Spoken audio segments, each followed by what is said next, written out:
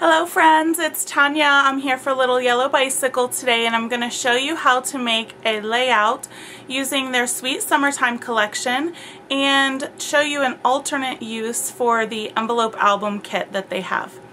So let's get started.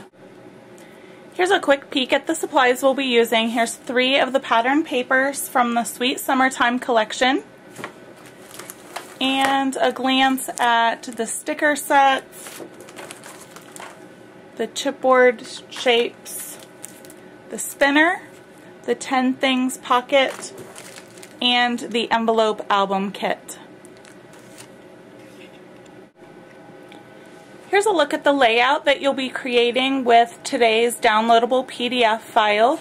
The layout is comprised of the envelopes from the envelope album kit, as well as the 10 Things pocket here in the center. And inside the envelopes, I've taken them out here so you can see, are the journaling cards from the kit, just embellished a little bit extra. And the instructions for those are also in the PDF file. But the thing that I'm going to show you today in our quick little tutorial here is how to make this watermelon journaling card that fits right inside of the envelopes. So you can make just one of them, or you can make 4 of them, one for each envelope.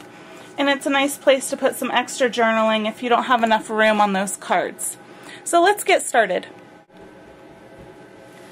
The first thing you'll need to do is print off the templates that are provided in the downloadable PDF on the website and cut those out. So then you'll end up with these 2 pieces here. On the smaller circle, you'll need to cut along this center line and just discard the piece that's labeled. After you cut out the template pieces, you're going to trace the large circle onto the lime stripe paper and also a piece of white cardstock. After tracing, you'll just need to cut out both of the circles.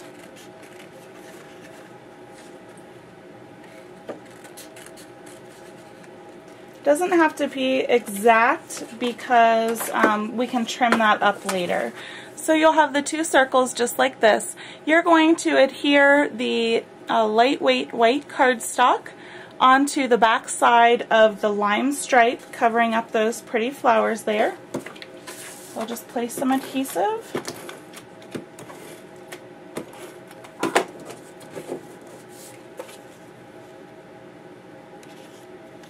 Adhere those back to back. As you can see, there's some unevenness there. Again, that can all be trimmed up later. So I'm just going to fold that in half. And then I'm going to go through and trim this even.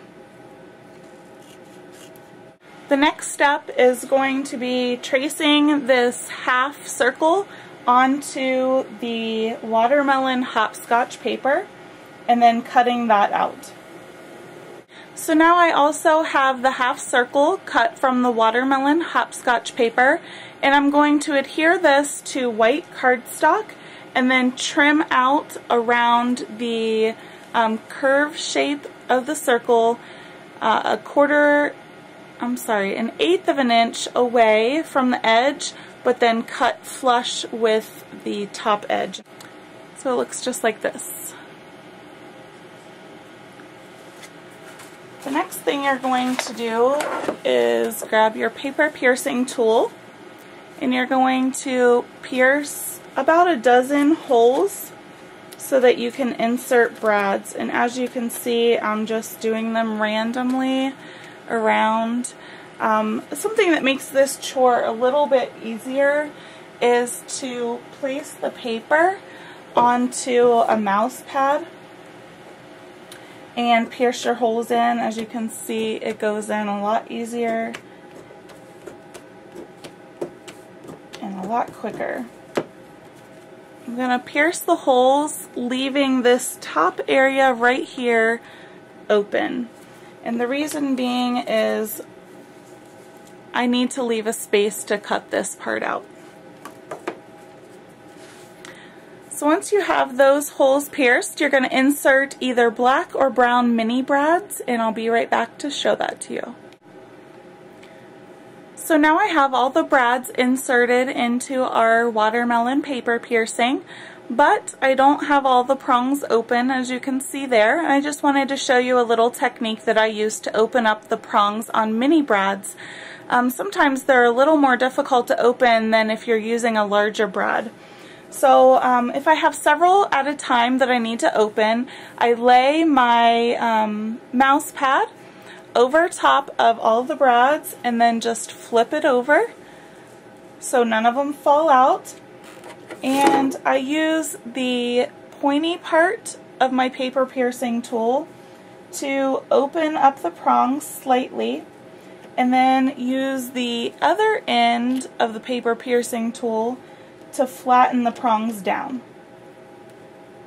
So just like that. After you have all the brads placed and the prongs down, you'll just need to add some adhesive to the back side.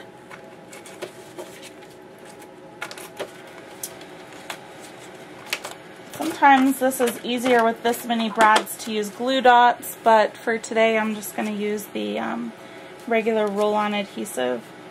And then you're just going to center it onto the lime stripe paper, making sure that the straight edge is flush with the folded edge of the lime stripe. So the next thing we need to do is to cut out our half circle for the bite mark. And you'll need some strong scissors to do this because you're cutting through 4 or 5 layers. 5 layers of paper. So there's just kind of a jagged edge, which is fine because in the finished product you'll see it looks a little bit like teeth marks have taken a bite out of there. In order to create those, you'll need a handheld hole punch, and I'm using the 1/4 inch punch from Fiskars. You'll just put that in so that the punch is halfway. You don't want to do a full circle, and punch out there, and you can see it just took a little bite right there. You're going to go around and do that about 3 more times.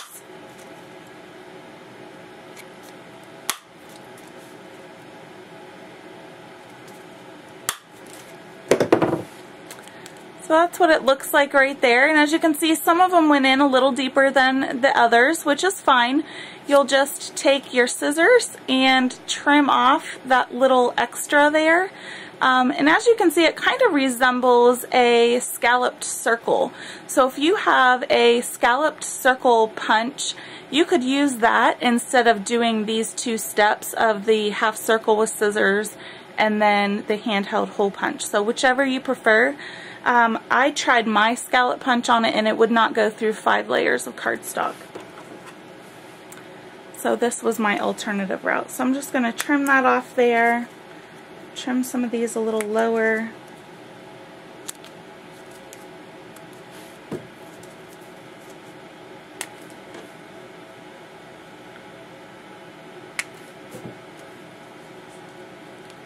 And there you have the finished product on the outside.